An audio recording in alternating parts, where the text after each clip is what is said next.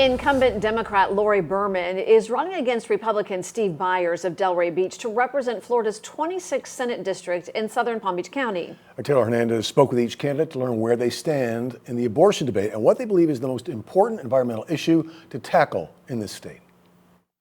I would like to codify an abortion, a nationwide Roe v. Wade policy so that everybody could have the access to an abortion.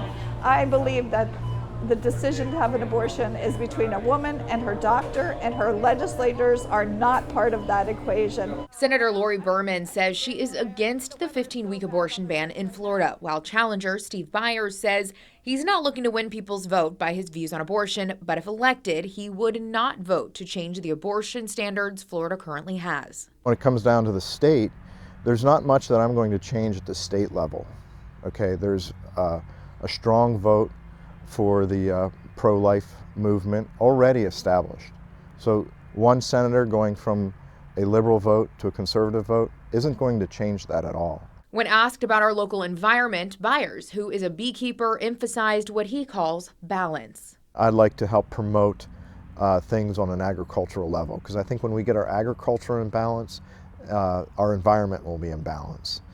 And we got to keep our, if we find that there's a water shortage somewhere, it may be because we're using too much water for one set of agriculture and not in a balanced way. He also mentioned pollution in Florida's water systems. I got to look at some of that. There's going to be some water treatment concerns because we got so much pollution in the water to handle. So we got to address that. But we also need to acknowledge the wonderful waterways that we do have and then make best use out of them. Incumbent Lori Berman believes water is the biggest environmental issue statewide. The other big issue is sea level rise.